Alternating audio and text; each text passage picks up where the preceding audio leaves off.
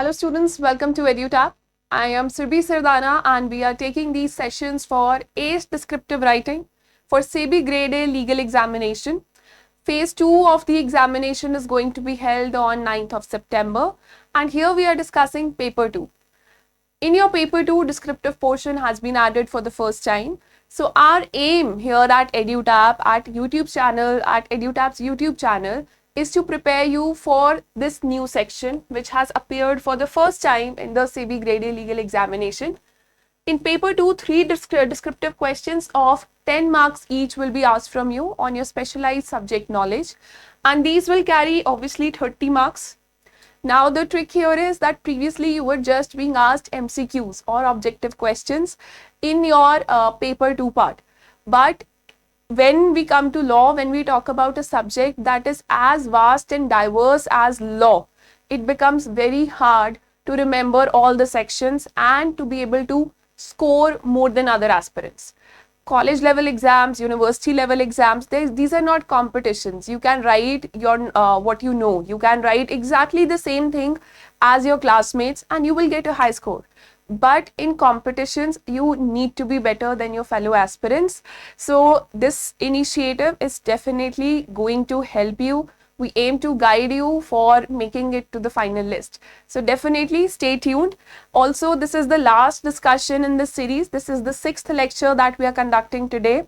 We take lectures on alternate days at 4 p.m. The previous 5 lectures can be seen on our EduTap channel, on our YouTube channel in the live and recorded video section.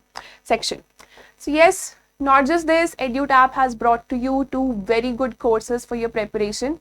The first one and the most important one is the test series for phase 2 examination. Here you will be tested on chapter-wise basis with the help of these chapter-wise tests. After that, full-length test with evaluation will be conducted. Full-length test will be conducted for you one after the other. The most important part here is one-to-one mentor support. This mentor will be an individual, a person who is an expert in the field of SEBI Grade A legal exam preparation. She will be talking to you, she will be guiding you regarding your preparation, and she will also be there with you through the entire span of your preparation till you make it to the final list. So this is something, this is a new feature that has been added. Also, when I talk about full-length test, these tests would be provided with evaluation, and by evaluation I mean the descriptive portion. There you will get a lot of guidance, full comments and feedbacks would be given regarding how you can improve your answer writing skills to get higher marks in descriptive section. Now the second course I have for you is the live crash course for phase 2. Live classes are being conducted, they are being conducted even now, so the course has already begun, but still if you pace up, you can match up to the level of these aspirants who are already taking this course, and you can still compete with them. So live classes and for revision, short notes made by experts would be directly provided to you. Then again here, the test series that we talked about of phase 2, you don't have to buy them separately if you are buying the live crash course. Test series with one-to-one mentor support are attached with this live crash course. So definitely see what suits you, the live crash course or the test series. See what is the best option for you and buy one of these. Both of these courses are available right now at a heavy discount since we are fast approaching 9th September. So definitely check these out. The links are present in the description given below. When we talk about descriptive writing, the important thing that we have introduced here is read, think and write. That is, think before you actually start writing. I understand that all of you are rushing to complete the syllabus. Law is very vast. Law is a very vast subject. There are other portions of the exam that you need to prepare. I understand that, but descriptive portion, it will carry a lot of weightage. Take that from me in written, and you need to prepare for that, because most of the people will not be prepared. They will be competing with you on the basis of their MCQs. But for descriptive, they will not have the right presentation skills and they will definitely get very less marks as compared to you. So here I urge you to not just keep on reading and thinking that you will be able to write directly in the examination. This is never going to happen. This never works out. Work out on your answer writing skills with us. Inculcate the habit of thinking before you actually start writing your answers. And here we go. Here at EduTab, we follow a 4-step approach. Yes, I'm reiterating this every day because I understand many of you are watching this video for the first time. The first thing that we do is to kill the anxiety. When we read the question, we feel very anxious. We reread it. And sometimes we are not even able to understand the question properly. We misunderstand the question and hence we write the wrong answer, or we don't understand, or we don't address the question completely. The first thing is find keywords in your question. Find keywords, note them down on a rough pad if you get it, or just point the keywords with the help of your finger on the screen that is there.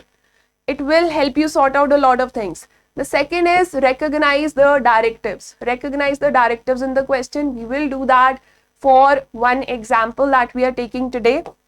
Third, framing micro questions. What are micro questions? I'll take you to that. And then writing a structured answer with introduction, body, and conclusion. Very important. Now, this is the answer blueprint that we provide to you with at EduTab. This answer blueprint has 3 parts: introduction, main body, and conclusion. Look at the main body part. Main body will have a subheading. Subheading will have subparts, and the subparts will also have subparts. And similarly for subheading 2. So whenever you feel that there are a lot of points, the first thing you should do is try to sort them out according to the themes, according to subheadings, according to subpoints, and then give a way ahead and a conclusion. What are the prerequisites? What are the prerequisites for answer writing? Again, this is repetitive, but I understand, see, when we read a lot, what happens? We are, putting a lot of information in our brain. And on the examination day, we see a lot of students who just break down. They're not able to take the stress of examination. See, when you're reading, you'll be spending very less energy. But when you have to take the exam, you have to take the test, that too without breaks on the final test day. Lot of energy would be required and your brain might not stay as active as you want it to be. The first prerequisite for making it to the final list, for not just descriptive writing, it is active mind. Second, have a positive outlook regarding your results, regarding your own personality, regarding every question that is being asked. It will definitely reflect in your answers. So always keep these 2 things handy, these 2 things in your mind. So yes, that's a lot of content that appears here. It is definitely a lot, but yeah, I'll stand in front of you so that you don't start reading the screen. The question in front of us is, explain the concept of corporate social responsibility as outlined in the Companies Act of 2013. What are the key provisions and obligations that companies need to fulfill under this section? Provide examples of activities that qualify as CSR activities. First things first, this question is long. Don't look at the introduction part. The animation part is missing. So it has, you have seen it in the display before, you should have. But just focus on the question part. The question is very much visible to you. Now imagine you are sitting in front of the screen on your final examination day. This question will give you goosebumps. This question will give you anxiety. The first thing you should do is underline the keywords here. You cannot underline, but you can at least write them down. So start from the first line. Explain the concept of corporate social responsibility as outlined in the Companies Act of 2013. So here I can see 2 keywords. The first one is corporate social responsibility.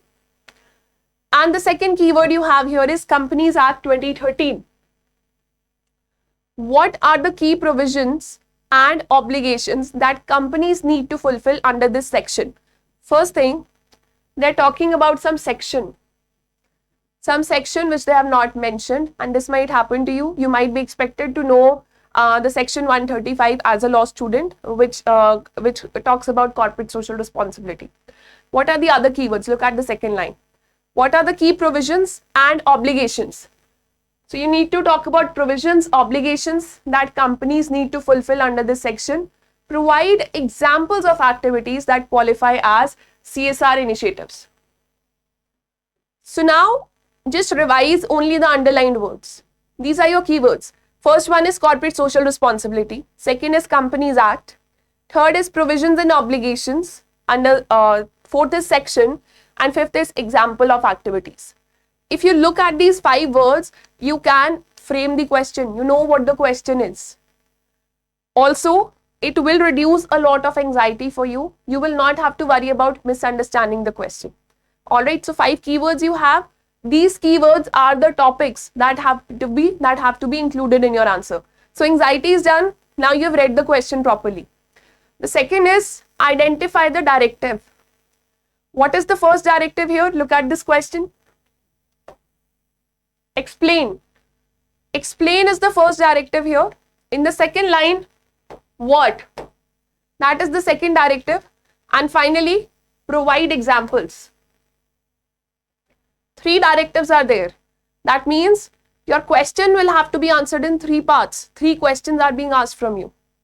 So the first part is, okay, explain the concept of corporate social responsibility as outlined in the Companies Act of 2013. What are the key obligations and provisions? This is the second question. So we will ascribe a separate body part to it. The third one, provide examples. Again, we'll answer this separately. The first part, which talks about explaining CSR. We'll start our introduction by talking about CSR. We'll give a brief explanation of CSR. And then in our body part 1, we'll write about the second question, key provisions and obligations. That will be taken in body part 1. And finally, in body part 2, we'll provide examples of activities that qualify as CSR initiatives. Now just tell me one thing.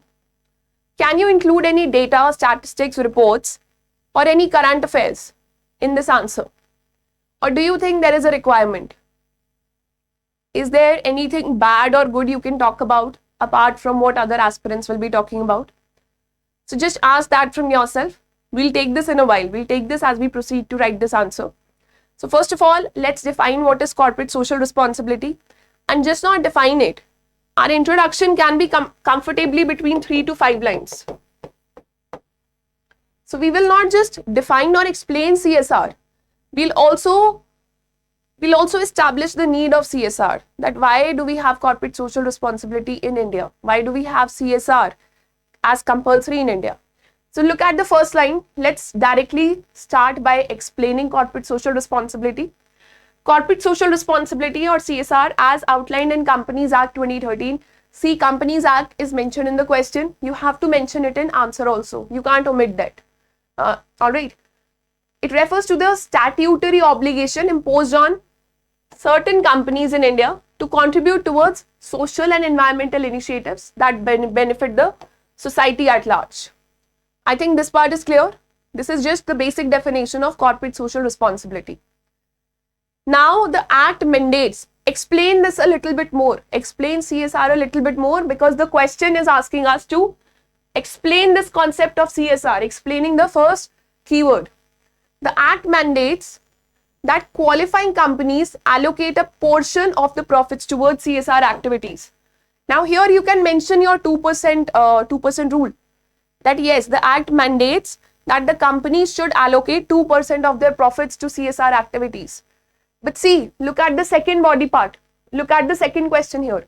What are the key provisions and obligations? So we are not mentioning the 2% in introduction itself.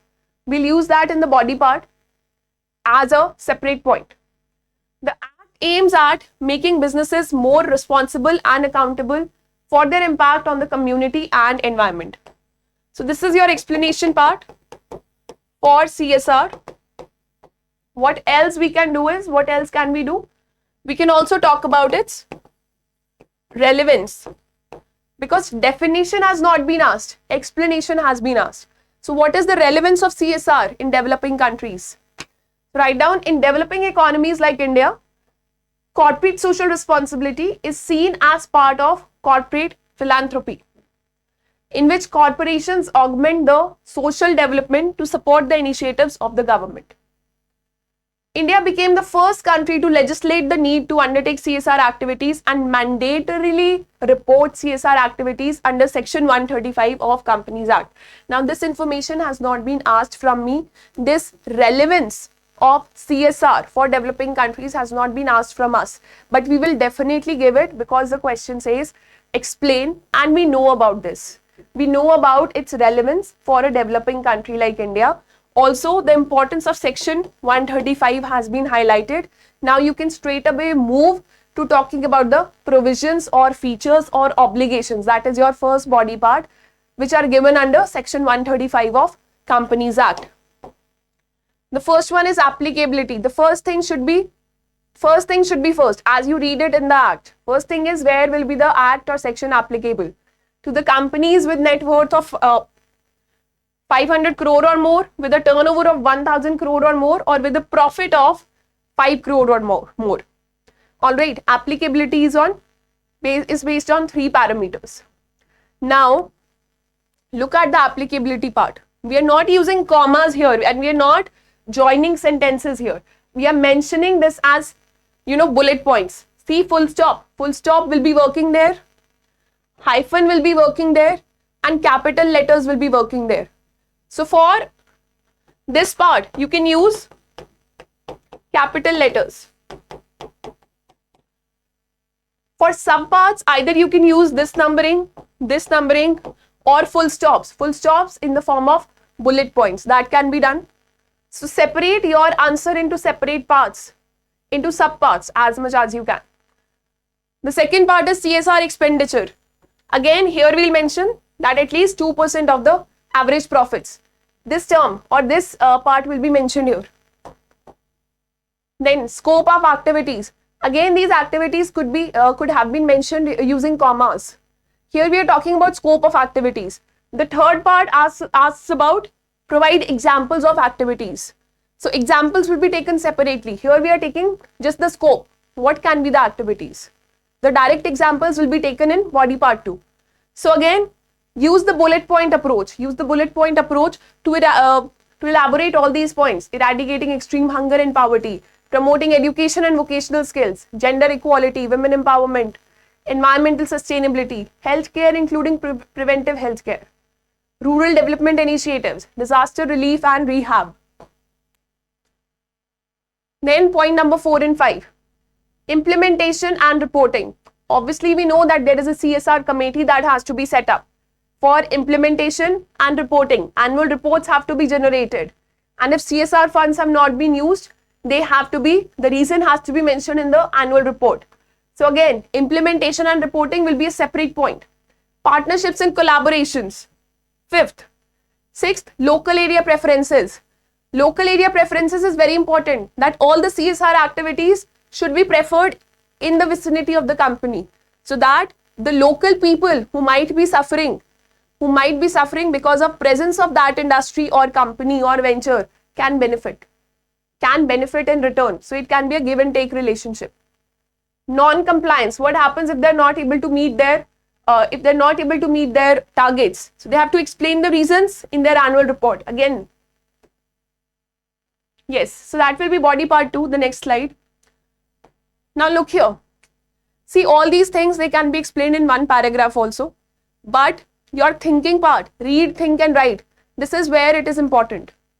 Have theme-based points. Have at least 5-6 themes for every answer. 5-6 themes, or even if you cannot come up with themes, divide the content based on some new themes that you develop. With laws, you cannot develop new themes. But at least when it comes to applicability, expenditure, scope of activities, rather than writing in paragraphs, have theme-based points. This will definitely help you score better than other aspirants. If you do not develop themes, the examiner might get a feel that you are very anxious and you're not sorted in your head. Your answers should reflect that yes, you are sorted personality in your life itself. So yes, these are theme-based points. Now moving to body part 2, that is examples of CSR activities. Now we have given some examples with regards to education, healthcare and environment. For education, what can happen? Funding of schools can happen. Providing scholarships can happen. Providing vocational training programs can happen. Healthcare. Under the CSR activities, yes, they can establish hospitals, but the first thing they can do and the easier thing they can do is establishing medical camps. Contribute towards hospitals even if they cannot establish hospitals, and promoting awareness campaigns for diseases. Then similarly for environment, the first and easiest thing, undertaking afforestation, promoting sustainable practices and reducing carbon footprint.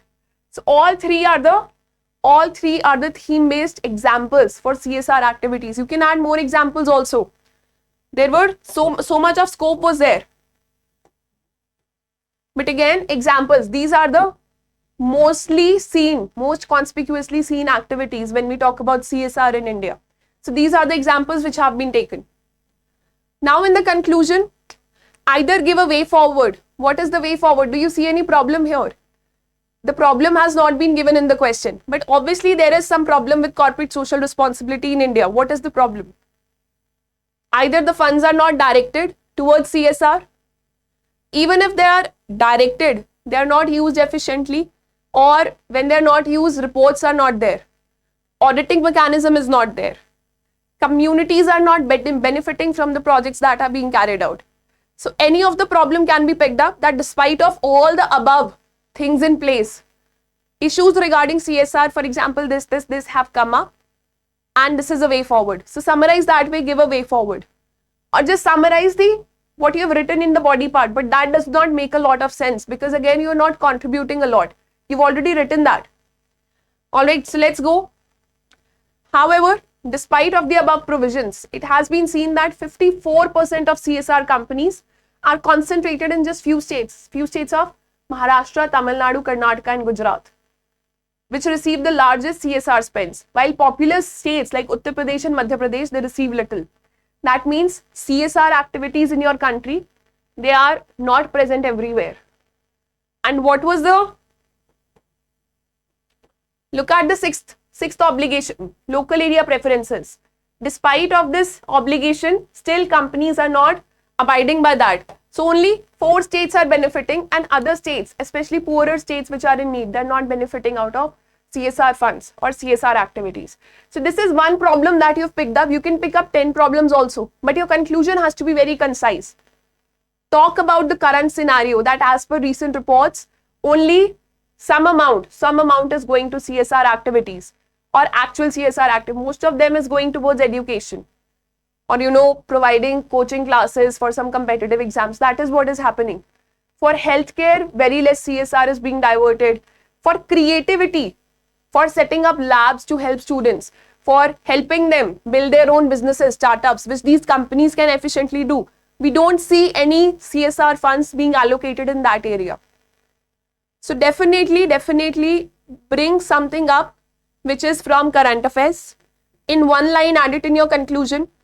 All right, related with the provisions and obligations that you have mentioned, and then come up with a solution or a way forward. That will be your complete answer.